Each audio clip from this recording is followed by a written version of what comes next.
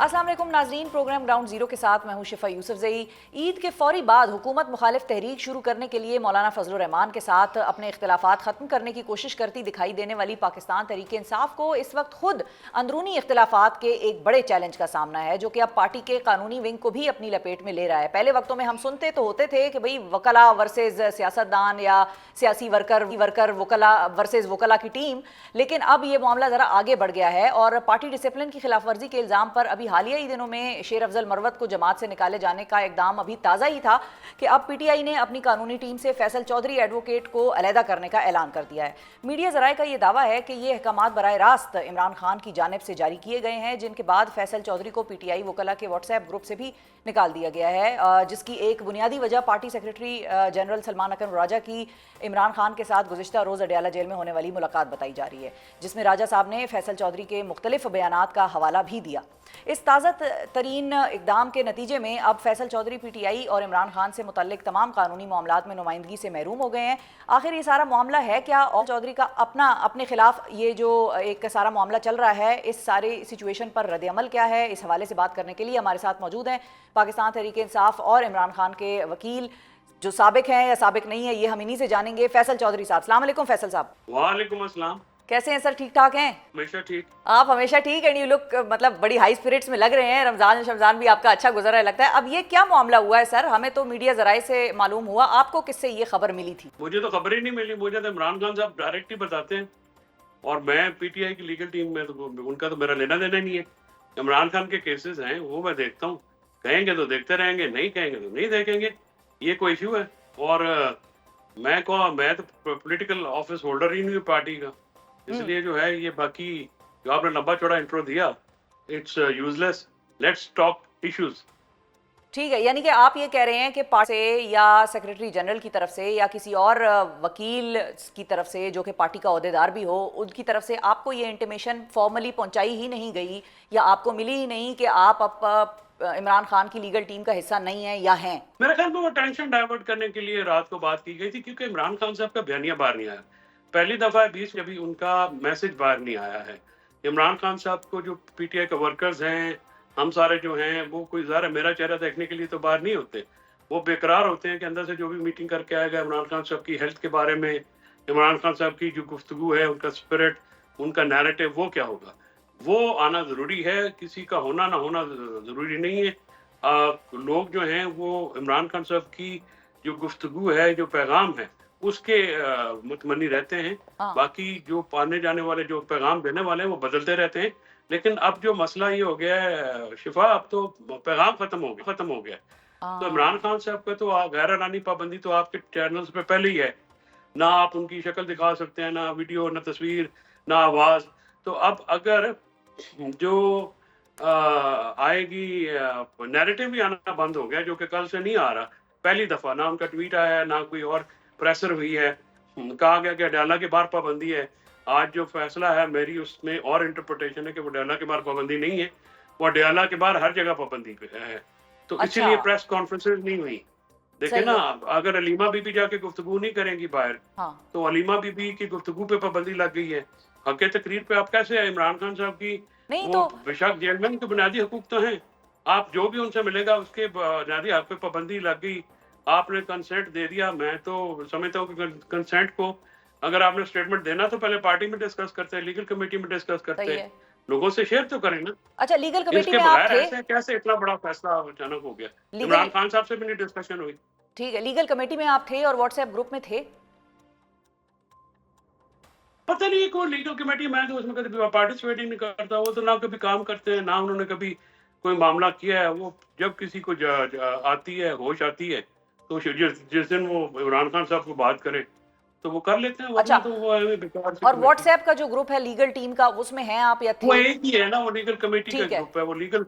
और मेरा क्योंकि पीटीआई के केसेस से लेना देना नहीं है, तो मैं, मेरे लिए वहाँ पे होना ना होना बराबर है। लेकिन आपको अब निकाल दिया उस टीम से, ऐसा ही है? उस ग्रुप से? तो भाई मैं उस टीम में था ही नहीं, निकालो क्या बार बार ठीक है। एक ही सवाल। अच्छा, अब ये बताएं कि आपने जो बात की कि अलीमा बीवी बाहर आती थी और वो बात करती थी और अब बात नहीं हो सकी और इमरान खान का भी पहली दफ़ा मौक़िफ़ बाहर नहीं आया, तो क्या ये इस्लामाबाद हाई कोर्ट पीटीआई के साथ हाथ कर गई है कि अडयाला के बाहर पाबंदी लगाते लगाते अब मुकम्मल ही नैरेटिव पे या बयानिए पे पाबंदी लगा दी है कि बात ही ना करे कोई? देखिए ना, हमें ये पता होना चाहिए ना, हमें सिचुएशन रीड आउट करना तो वकीला का काम होता है ना। हम्म। हम जो हैं, अगर वकील जो हैं नहीं रीड आउट कर सकते कि कौन सा जज किस अदालत में हमने कौन सी बयान देनी है। फॉर एग्जांपल, अगर मेरे से कंसेंट मांगी जाती तो मैं पहले सवाल करता था किस लॉ के तहत आप मुझसे ये कंसेंट मांग रहे हैं, और वो रूल जिसका हवाला दिया गया है, हमारी लीगल टीम को ये भी नहीं पता कि वो रूल सस्पेंड हो चुका है। वो जहाँ से साख साहब ने उसको अल्ट्रा वायरस रिस्क किया और उसके ऊपर कंसेंट स्टेटमेंट दे दी। कंसेंट स्टेटमेंट पूरी पीटीआई के बिहाफ पे दे दी, ना आपने पार्लिमानी पार्टी में डिस्कस की, ना आपने किसी और कमेटी में डिस्कस की। ऑन योर ओन इतना बड़ा फैसला आप इमरान खान साहब से सलाह किए बगैर, अब उनको तो जो उनको अगर आप ये कहेंगे जेल में है ना, वो तो लिमिटेड इन्फॉर्मेशन। अगर मैं उनको जाके कहूँ जी वो नहीं सर मैं यहाँ नहीं, मैं गेट के साथ 1 किलोमीटर पे जाके बात कर लूंगा और बात मैं करूँ ना, तो हाँ। वो तो अब जाहिर है इमरान खान साहब जेल में, उनको अलाउंस तो देना पड़ेगा तो आपको। यानी कि जो ये जो बातें अंडरटेकिंग जो अंडरटेकिंग सलमान अकरम राजा साहब ने हाई कोर्ट को दी है कि भाई हम ठीक है, अगर आप कहते हैं कि हम अडयाला जेल के बाहर बात ना करें तो हम बात नहीं करते, लेकिन उसके एवज आप हमारी इमरान खान साहब के साथ हफ्ते की 2 मुलाकातों को रिस्टोर कराएं, तो फिर वहां पर गड़बड़ हो गई है। डेफिनेटली वहां पे सिचुएशन रीड आउट नहीं ना कर सके हमारी लीगल टीम जो वहां पे मौजूद थे। यानी अगर आपने अगर ये कंसेंट देनी थी तो कानून के मुताबिक देनी थी ना आपको। जो कानून सियासी गुफ्तगू पे पाबंदी नहीं है, वो रूल ही अल्ट्रा वायरस इस्लामाबाद हाईकोर्ट ने करार दे के फारिग कर दिया है। तो फिर आप उसी रूल पे डिपेंड करके आपने कंसेंट स्टेटमेंट दे दी। वो टाइम देखे ना, स्पॉन्टेनियसली इतने बड़े फैसले नहीं ना किए जाते। टेकिंग अगर अगर फॉर आपके मुताबिक अगर आप 5 महीने सोए हुए थे, आपको नहीं कोई आगे मामला था, तो फिर 1 हफ्ता और ठहर जाते या 2-4 दिन और ठहर के सबसे सलाह मशवरा तो कर लेते ना। अच्छा, अब इमरान खान का नैरेटिव नहीं आएगा बाहर।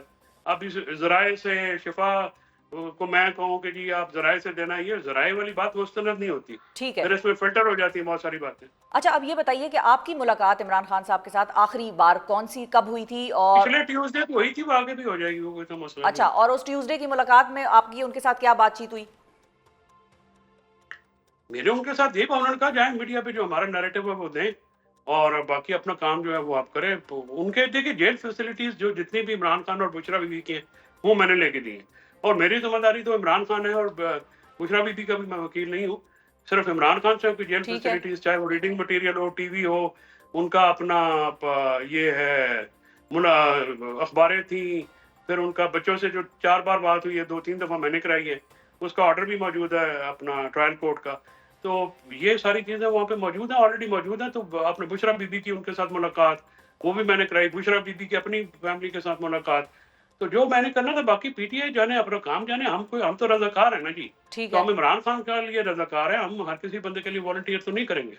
ठीक है, तो आप ये कह रहे हैं कि अब आपकी आगे भी आने वाले वक्तों में इमरान खान के साथ मुलाकात हो जाएगी, तो वो मुलाकात कैसे होगी? अब तो खान साहब ये भी कहते हैं कि भाई जिसका नाम मैं दूंगा बाहर, सिर्फ उसी को मुलाकात के लिए अंदर भेजना।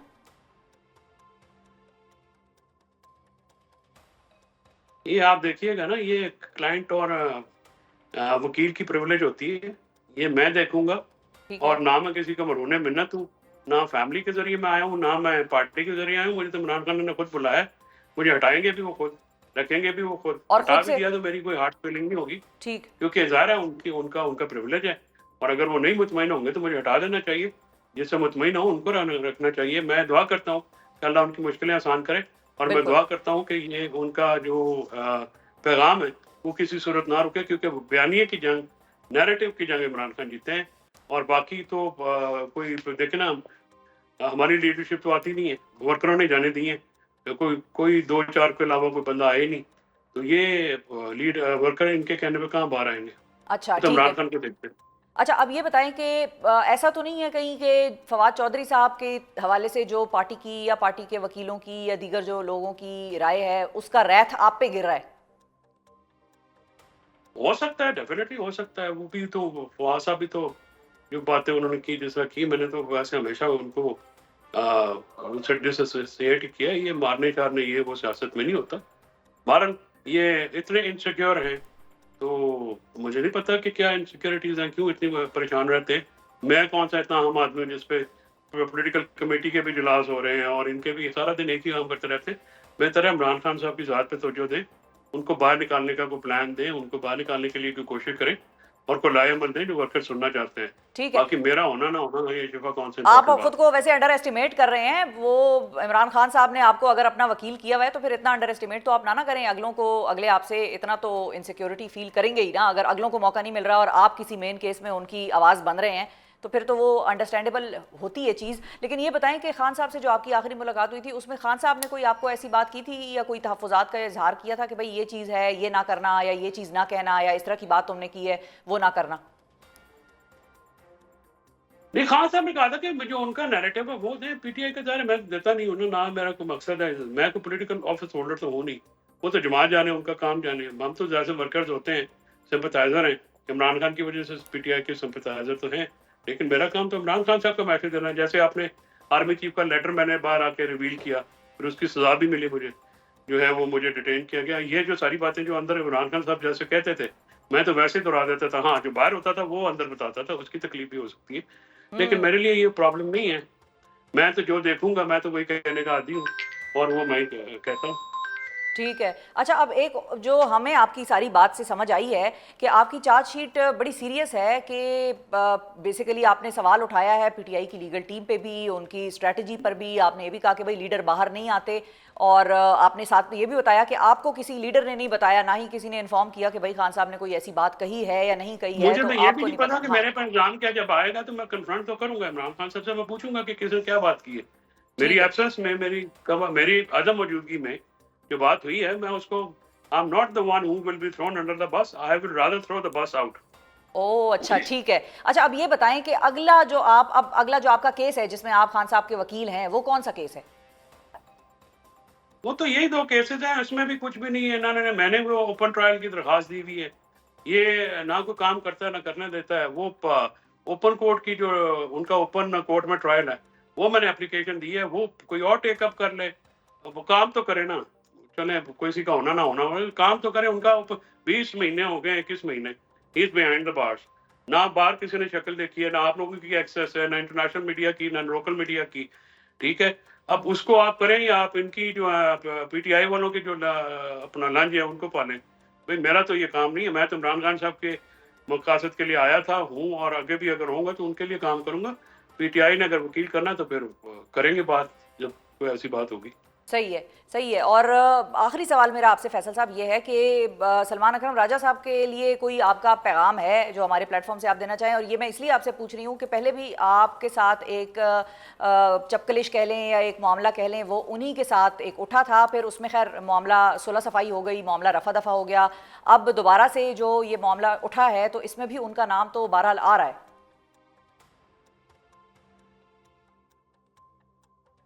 नहीं, मेरा क्या पैगाम है जी? मेरा पैगाम जिनके लिए इमरान खान के पैगाम होता है मैं उनके से बात करूंगा। मेरी बाकी किसी के साथ कोई याद अल्लाह भी नहीं है। मेरी तो वाकफियत इमरान खान साहब के साथ है।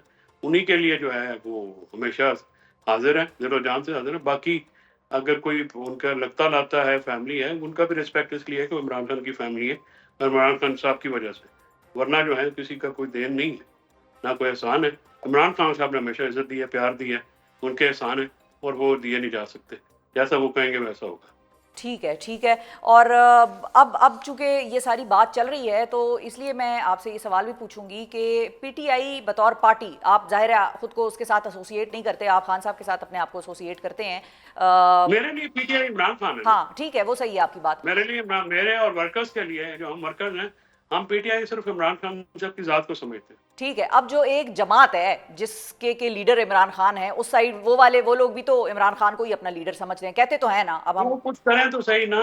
हाँ मैं इधर ही आ इमरान रही खान हूँ, के साथ कोई मैं नहीं। इधर ही आ रही हूँ फैसल साहब। मैं यही आपसे पूछना चाह रही हूँ कि उस जमात पे, उन लोगों पे जो उनको अपना लीडर मानते हैं और जो ये क्लेम करते हैं कि भाई हम इमरान खान को रिहाई भी दिलाना चाह रहे हैं, हम उनके लिए केसेस भी लड़ रहे हैं, मामलात भी कर रहे हैं, एहतजाज भी करेंगे ईद के बाद, उस जमात के ऊपर आपके क्या तहफ़्फ़ुज़ात हैं? कौन सी एक चीज़ है जो मुझे आप बताइए कि जो उन्होंने नहीं की, आपको लगता था उनको कर लेनी चाहिए थी? ना वो सियासत कर पाए, ना अपोजिशन कर पाए, और अच्छा। पा भी नहीं रहे। कोई लाएमल भी नहीं है। If they have any plan, they should share it. If they need us, we will be the first to go and face the state brutality. अंदर जाना है, डंडे खाने हैं, हम हाजिर हैं, लेकिन कोई लाएमल नहीं। और ईद के बाद वाला जो लाए अमल, वो कहते हैं कि हम एहतजाज करेंगे। कुछ भी नहीं होगा, ये इनके कहने पर वर्कर्स नहीं निकलते।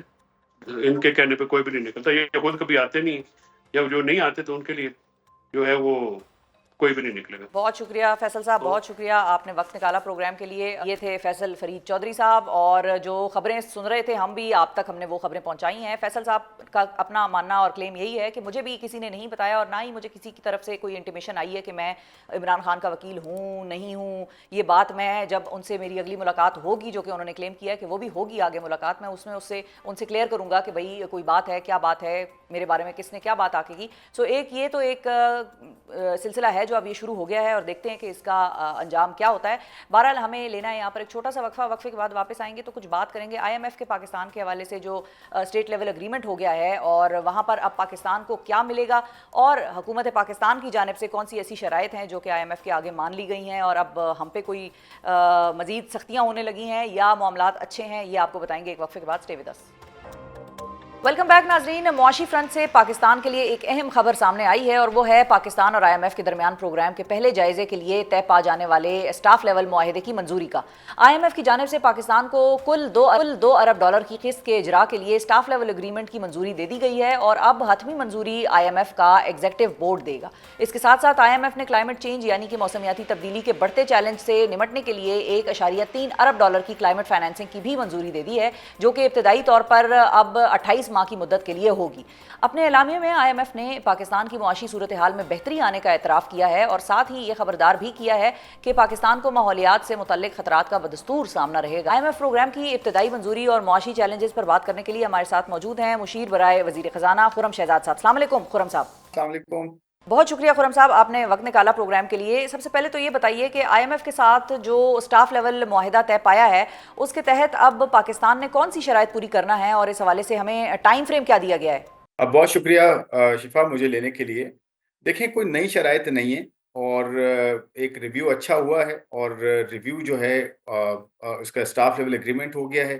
कोई मिनी बजट की बात नहीं है, आपने देख भी लिया होगा। और जो है अच्छी बात यह है कि गवर्नमेंट पाकिस्तान ने, मिनिस्ट्री ऑफ फाइनेंस ने और बाकी मिनिस्ट्रीज़ ने अपने टारगेट्स को जो है वो अचीव किया है। जहाँ पे शॉर्टफॉल था, उसकी एक स्ट्रैटेजी डिवाइस की है कि टैक्सेस में अगर शॉर्टफॉल है तो उसमें किस तरह से आगे जो है बेहतरी हो सकती है, उसका एक अल्टरनेट जो है वो प्रेज़ेंट किया गया है। और उसमें कोई नए टैक्सेस की बात नहीं हो रही है किसी तरह की। इनफैक्ट टैक्सेस को कम करने की कोशिश की जा रही है, या रैशनलाइज़ करने की कोशिश की जा रही है, या टैक्सेस को जो है रिलीफ़ जहाँ पे बनता है वहाँ देने की बात हो रही है। तो नई कोई चीज़ें नहीं है एज़ सच। और अच्छी बात ये है कि एनर्जी की अगर बात कर लें और उसकी प्राइसेस की बात कर लें, उसमें भी कमी की मुतवक्के है कमी। क्योंकि सर्कुलर डेट का जो है मसला कुछ हद तक रिज़ॉल्व किया गया है इसके अंदर। और कुछ एनर्जी मिनिस्ट्री खुद इस पे काम कर रही है कि कैसे आईपीपीज़ के साथ मज़ीद नेगोशिएट करके जो है प्राइसेस को रैशनलाइज़ किया जाए।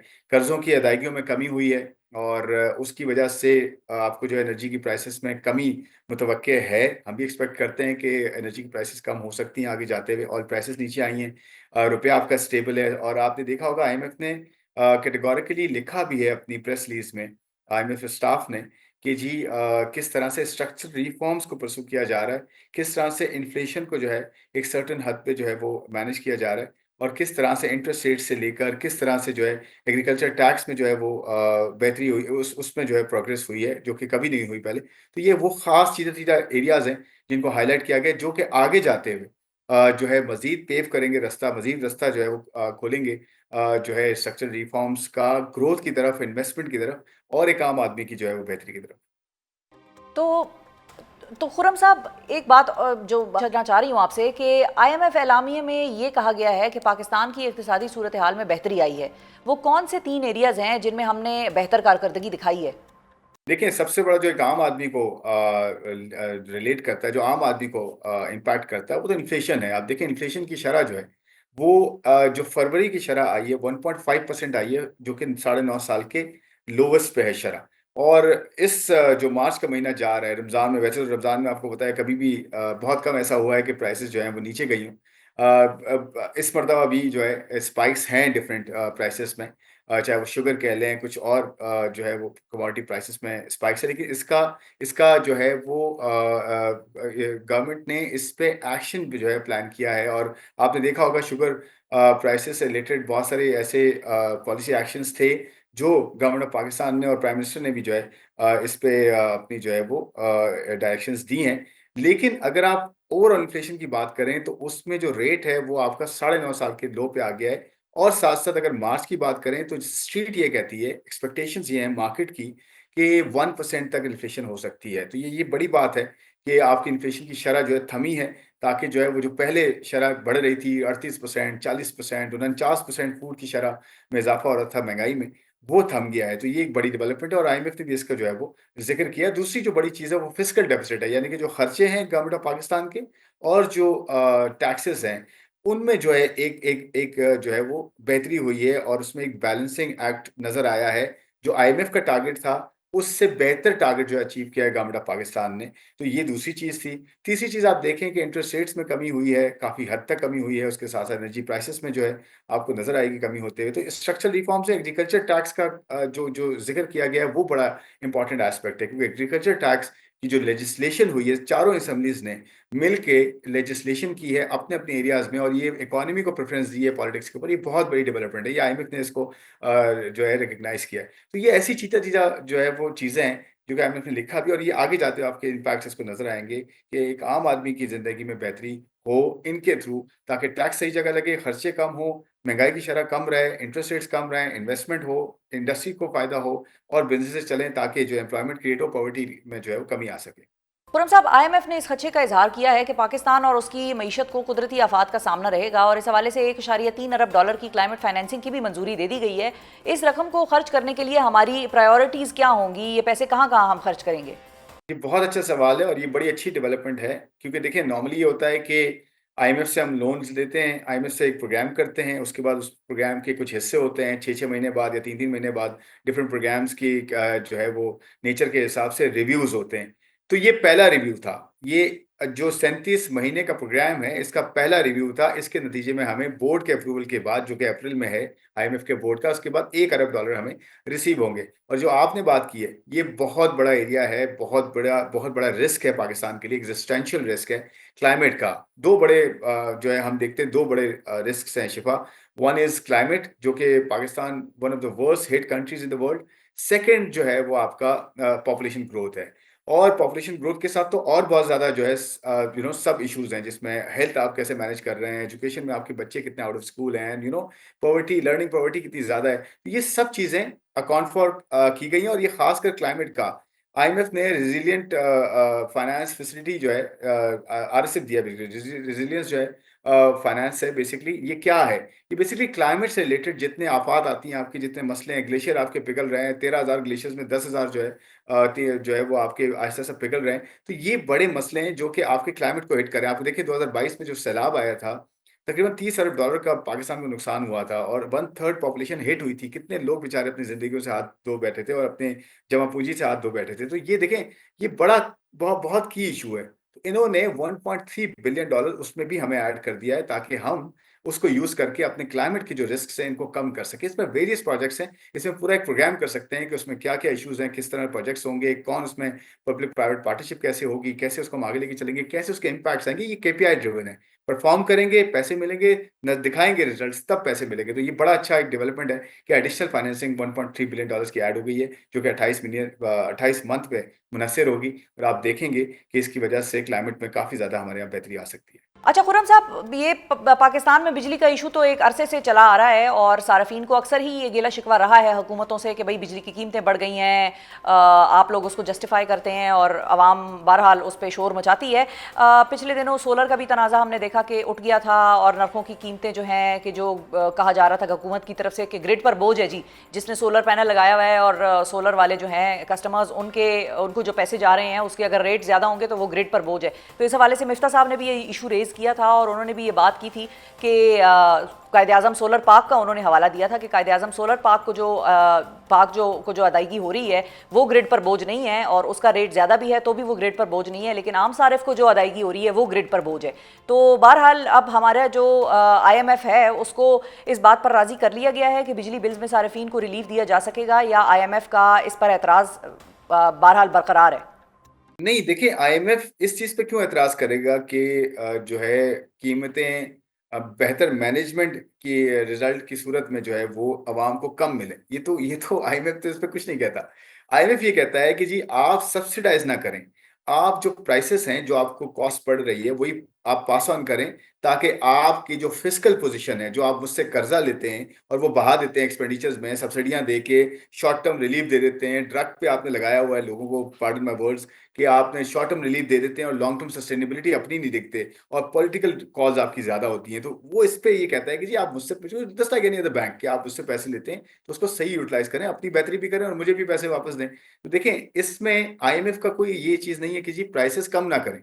आईएमएफ ये कहता है कि जी मेरे टारगेट्स आप पूरे करके दें और अपनी एफिशिएंसी लेकर आएँ। एफिशिएंसी के थ्रू एनर्जी की अगर हम लॉसेस कम करते हैं, एनर्जी में टेक्निकल लॉसेस होते हैं, कमर्शियल लॉसेस होते हैं, बिलिंग, बिफोर बिलिंग इश्यूज़ हैं, एसओईज़ के इतने प्रॉब्लम्स हैं, उन पे हम काम कर रहे हैं। तो उसके रिजल्ट में अगर प्राइसेस कम होती हैं as a result of efficiency, तो वो तो पास ऑन करनी चाहिए। और फिर गवर्नमेंट इस चीज़ से निकले, इस रेगुलेशन से निकले, खुद ही प्राइस सेट करे, खुद ही बिजली खरीदे, खुद ही बेचे, इससे निकले, ताकि एक इंडिपेंडेंट, मार्केट ड्रिवन, डीरेगुलेटेड और प्राइवेट सेक्टर ड्रिवन जो है वो मॉडल हो, जिसमें एनर्जी कॉम्पिटिशन हो, कि बहुत सारी कंपनियाँ आएँ, वो खुद आपको बिड करे कि जी मुझसे बिजली ले लें, मैं कम बना के दूँ। जितना कॉम्पिटिशन होगा शिफ़ा, उतना ज़्यादा एक आम आदमी को प्राइस कम मिलेगी। तो कमिंग टू योर सोलर वाला क्वेश्चन, उसमें देखें बात ये है कि मैं इसमें थोड़ा-सा एक एक आपसे ऐड करूँगा कि देखिए, लोगों ने, ये दुनिया भर में ऐसा हुआ है कि एक फ़ेवरेबल पॉलिसी से बैलेंसिंग पॉलिसी हुई है। पूरी दुनिया में हुआ, अगर आप थोड़ा-सा स्टडी करें, डिफरेंट कंट्रीज़ में, आप जर्मनी लें, ऑस्ट्रेलिया लें, आप इवन इमर्जिंग मार्केट्स ले लें। तो ये ऐसा नहीं होता ज़िंदगी भर जो है बड़ी फ़ेवरेबल पॉलिसी होती है, गवर्नमेंट अपने हिसाब से पॉलिसीज़ चेंज करती है, एक सर्टेन टाइम लिमिट होती है उसकी। दूसरी बात ये है कि सोलर के ऊपर लोगों ने जो कैपेसिटी लगाई, वो अपनी कैपेसिटी से बढ़ के लगाई, ताकि वो गवर्नमेंट को बेच सकें और थोड़ा-सा उनका जो प्राइस ज़्यादा मिल रही है ग्रिड पे, उसको ऑफसेट कर सकें, जो कि मेरे ख्याल में रीज़नेबल था। हर कोई इस तरह से सोचता है। हम गवर्नमेंट का काम ये है कि गवर्नमेंट अपनी एफिशिएंसी लाए और प्राइसेज़ को कम करे। मार्केट ड्रिवन मॉडल्स है, जो कि काम हो रहा है, और आईपीपीएस के साथ नेगोशिएशन हुई है। इंटरेस्ट रेट नीचे गया, उसका एक इम्पैक्ट आएगा एनर्जी प्राइसेस पे, ऑयल प्राइसेस नीचे गई हैं। फिर जो सर्कुलर डेट है, उसका मसला हल करने के लिए एक स्ट्रक्चर दिया गया है, वो आप देखेंगे कुछ दिनों में आपको नज़र आएगा। तो ये सारी चीज़ें इसलिए हो रही हैं कि प्राइसेस कम की जाएँ, इंडस्ट्री पे भी और हाउसहोल्ड्स पे भी, ताकि फ़ीज़िबल हो इकोनॉमी, ताकि यहाँ इन्वेस्टमेंट हो और एम्प्लॉयमेंट क्रिएट हो। तो ये पूरा जो है वो बैकग्राउंड है, उसका वे फॉरवर्ड है। जी। अच्छा, तो खुर्रम साहब, जब हम ये कहते हैं कि ममालिक एक पॉलिसी बनाते हैं और फिर एक वक्त आता है कि वो उस पॉलिसी में कुछ तब्दीली कर लेते हैं, उसको मतलब बैलेंस कर लेते हैं, फेवरेबल से अनफेवरेबल की तरफ ले जाके ज़रा बैलेंसिंग कर लेते हैं, तो अगर अब उसकी बात करें तो पाकिस्तान को अभी वक्त ही कितना हुआ है कि हम फेवरेबल पॉलिसी से अनफेवरेबल पॉलिसी या बैलेंसिंग पॉलिसी की तरफ चले जाएं? क्योंकि हमने तो देखा है कि पाकिस्तान ने अभी तो मतलब सोलराइजेशन पाकिस्तान में शुरू हुई है, अभी तो कोई इतने साल तो हो नहीं गए कि भाई पाकिस्तान को चाहिए कि अपनी पॉलिसी बदले। और पाकिस्तान तो, ज़ाहिर है हम क्लाइमेट फाइनेंसिंग की बात करें, पाकिस्तान तो अभी उन 10 ममालिक में मौजूद है कि जिनमें क्लाइमेट चेंज की वजह से मुतासर हो रहा है जो भी मुल्क।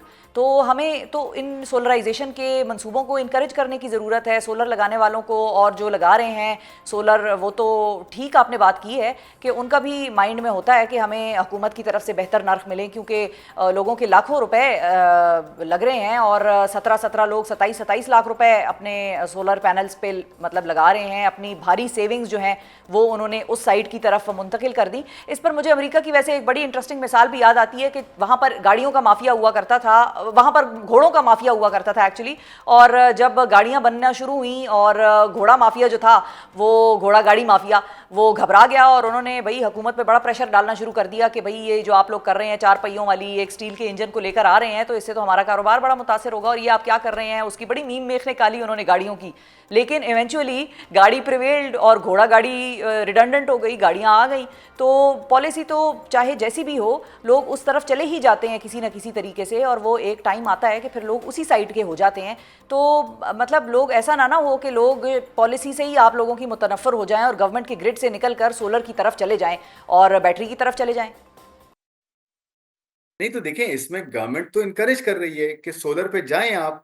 इसमें तो डिस्करेजमेंट तो नहीं है। आप देखें, सोलर की कैपेसिटीज तो ऐड हो रही हैं और गवर्नमेंट ने कहीं उन पे कोई टैक्सेस तो नहीं बढ़ा दिए बहुत ज़्यादा, या टैक्सेस तो नहीं लगा दिए, या इम्पोर्ट्स पे तो नहीं बढ़ा दिए टैक्सेस, या सोलर के ऊपर प्राइस में डिफरेंशियल लाए ना, कि जी आपसे जो खरीदने की प्राइस है, ग्रिड पर हमने एक एक कैपेसिटी लगाई है, आप जो है एक्स्ट्रा कैपेसिटी लगा के बेच रहे हैं, उस एक्स्ट्रा कैपेसिटी के पैसे कम किए गए। आप मेरी बात समझें कि अगर आप 20 लाख का, आपके घर में 20 लाख का जो है वो सोलर लग सकता है, आपने 40 का लगाया है, इसलिए कि वो जो एक्स्ट्रा 20 लाख हैं उसकी आप जो है जनरेट करके गवर्नमेंट को बेचेंगे। ये था ना इंटेंशन। उस पे गवर्नमेंट ने आपको एक एनकरेजिंग, एक अच्छा प्राइस दी थी 27 रुपए की। और आप देखें ये अभी से नहीं है, 2000 से लेकर अभी तक 25 साल देख लें आप पीछे, किस तरह से प्राइसेस चेंज हुई हैं इसकी, सोलर की बाइंग की प्राइस की। तो उसमें गवर्नमेंट ने ये कहा कि जी अब हमारे लिए फिजिबल ये नहीं है कि आप एक्स्ट्रा कैपेसिटी लगाएं, कैपेसिटी ऑलरेडी हमारे पास बहुत है, आपके घर में जितना यूज हो सकता है उतना आप लगा लें, उस पर तो कोई मसला नहीं है, तो सोलर लगाएं। और देखिए कितने लोग हैं, ये 2.25 लाख 2.5 लाख लोग हैं टोटल। और इसमें एक आम आदमी जो बेचारा, एक मुझे लगता है एक बिट या लोअर लेवल पे भी, जो जिसकी पर कैपिटा जो लोअर लेवल पे है, वो तो अफोर्ड भी नहीं कर सकता। लेकिन मैं ये बात नहीं कर रहा कि 2.5 लोग हैं या 2.25 लाख लोग हों। पॉइंट इसमें ये है कि एक्स्ट्रा कैपेसिटी लगाने के पैसे अब नहीं हो रहे।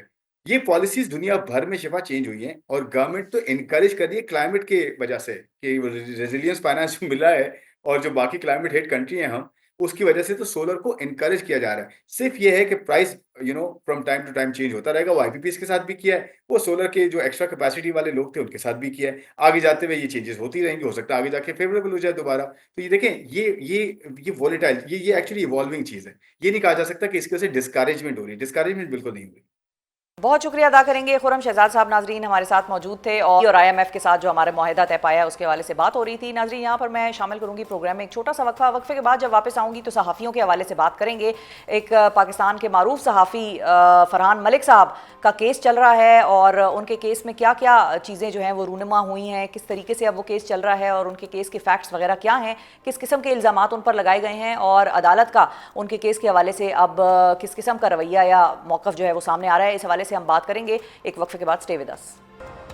वेलकम बैक नाजरीन। और अब प्रोग्राम में जिक्र पिका एक्ट के तहत गिरफ्तार सहाफ़ी फरहान मलिक का, जिनको अब FIA ने एक दूसरे केस में गिरफ्तार करके उनके 5 रोज़ा जिस्मानी रिमांड भी हासिल कर लिया है। गुज़िश्ता रोज़ सीनियर सहाफ़ी और एक सोशल मीडिया चैनल के चेयरमैन फरहान मलिक को FIA ने पिका कवानीन के खिलाफ वर्जी पर 20 मार्च को गिरफ्तार किया था, जिस पर सहाफ़ती तंजीमों ने भी भरपूर एहतजाज किया। पूरे पाकिस्तान से उनके लिए आवाज़ उठी।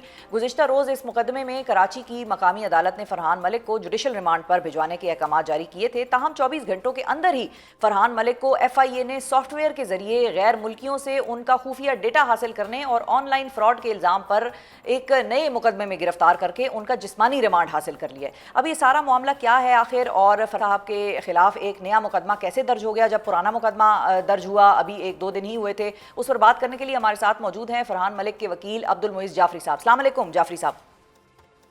वालेकुम जी। बहुत शुक्रिया जाफरी साहब, आपने वक्त से पहले तो ये बताइए कि आज आपकी फरहान मलिक साहब से मुलाकात हुई, हाउ वाज ही, और उनका इस केस की तरफ तो आते हैं लेकिन उनका इस सारे मामले पे रिएक्शन, रद्द-ए-अमल क्या था? अगर वन लाइनर आप हमें दें जो उन्होंने आपसे बात की हो।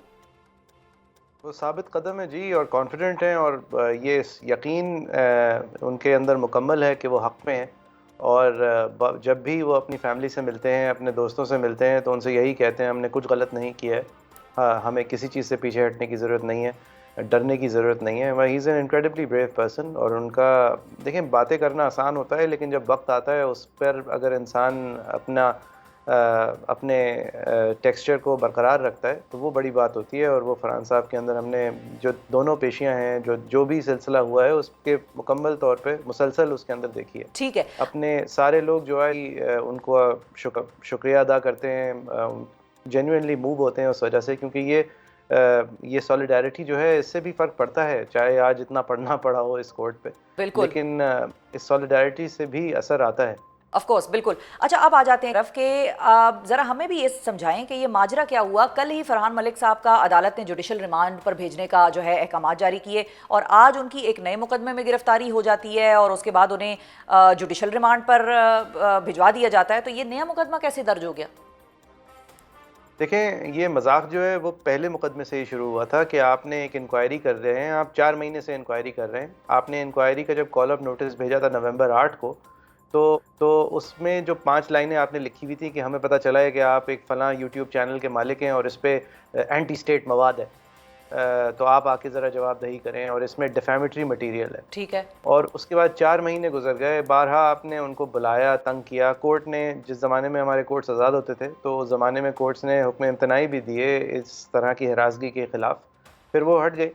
लेकिन इस पूरे दौरान में आपने जब आखिरकार एफआईआर दर्ज की तो आपकी कहानी 5 से 6 लाइनों में नहीं तब्दील हुई। आपकी कहानी अभी भी वही है कि आप फलां चैनल के मालिक हैं और इस पे एंटी स्टेट एक्टिविटी होती है। अच्छा, पीका का एक्ट जो है वो इस इंक्वायरी के कहीं बाद आता है। बाद मैं वही जनवरी उधर ही आना चाह रही 28, थी मोहित साहब के, आपने कहा कि 4 माह से वो ये इंक्वायरी भुगत रहे थे और उनका जाना आना यानी कि वो पूरी तरीके से पार्टिसिपेट कर रहे थे और जो भी उनको यानी कि हमारी लॉ एनफोर्समेंट एजेंसीज को उनसे मदद या कोऑपरेशन दरकार थी वो उसमें कोऑपरेट कर रहे थे। अब तो ये 4 महीने बाद, मतलब पीका तो उसके बाद आया है, तो क्या पीका लागू होता है उस अपने टाइम से पहले रेट्रोस्पेक्टिव एस्पेक्ट में? नहीं जी, जितना ये मज़े का खेज़ कानून है, रेट्रोस्पेक्टिवली क्रिमिनल सैंक्शन तो हो ही नहीं सकती। लेकिन अगर वो कहें कि ये एक मुसलसल चलने वाली चीज़ है और जब पीका आया था उसके बाद भी चल रही है, तो ठीक कम है। से कम आप केस तो बनाएं। ठीक है। अच्छा, अब मोइज़ जाफरी साहब, जब हम बात करते हैं दोनों केसेस की, तो जो पहला केस था जिसके हवाले से आपने भी हमें बताया कि वो 4 माह पहले से दर्ज हुआ था उनके खिलाफ, उसकी नौयत बिल्कुल डिफरेंट है, और जो अब आज जिसके हवाले से हम बात कर रहे हैं इसकी नौयत यकसर मुख्तलिफ है। वो वाला जो था वो पीका एक्ट के तहत था, यानी कि इंफॉर्मेशन के हवाले से था या प्रोपागेंडा या जो भी आप उसको कह लें हम, और दूसरा आज का जो केस है ये तो है कि भाई गैर मुल्कियों का डेटा चुराया और कोई फ्रॉड का केस है, तो ये तो दोनों ही डिफरेंट हैं। जी, लेकिन ये भी पीका के देखें, पीका जब बनाया गया था तो ख़वातीन को हरासगी से, ऑनलाइन चाइल्ड पोर्नोग्राफी की ट्रेड से और इस तरह की चीज़ों से बचाने के लिए हमें जो अनूशे रहमान साहिबा ने उज़र पिलाए थे वो ये थे ना। ठीक है। और इसके अंदर एक साइडवेज बस एक बात ले आए थे कि हाँ, डेफेमेशन का भी हम सोच सकते हैं। लेकिन जब उनको अंदाज़ा हुआ ये तो बड़ा ज़बरदस्त टूल है, और फिर उसको जब तरमीम किया उसके अंदर, तो देखिए पीका की जो जड़ है वो तो यही है ना, cyber fraud, cyber crime, electronic crime. सही है। तो इन्होंने कोई लेजिटिमेट कार्रवाई की होगी जिसको मुझे नहीं पता कब की, लेकिन जाहिर ये किया कि उसी सुबह को एफआईआर रजिस्टर कर रहे हैं जिस और ये जाए वक़ुआ पे कब गए, क्या किया, कैसे हुआ का कुछ नहीं बताया हमें, किया होगा। बिल्कुल सही है जी, बहुत शुक्रिया अदा करेंगे अब्दुल मोइज़ जाफरी साहब। नाजरीन, हमारे साथ मौजूद थे सहाफ़ी फरहान मलिक के, और सारे केस का आपने लुब्बे लुबाब सुना, बल्कि 2 केसेस का लुब्बे लुबाब सुना। एक पहला वाला केस जो 4 महीने पहले बना था, और एक दूसरा केस जो कि आजकल में जिसने कि जो पाया तकमील तक पहुंचा। आप देखते हैं कि ये मामला कहाँ जाता है। अगर हमने जमहूरियत को मजबूत करना है तो फिर हमने सहाफ़ी को मजबूत करना है। अगर सहाफ़ी कमज़ोर होगा तो जमहूरियत कमज़ोर होगी, और ये सियासी जमातें भी जानती हैं बात। आज के प्रोग्राम से नाजरीन इतना ही, इसी दुआ के साथ कि पाकिस्तान मजबूत हो, पाकिस्तान की जमहूरियत, आइन और कानून मजबूत हो, और पाकिस्तान का सहाफ़ी सेफ़ महसूस करे। अपना बहुत ख्याल रखिए, हमें और पाकिस्तान के सहाफ़ियों को दुआओं में याद रखिए। अल्लाह हाफ़िज़।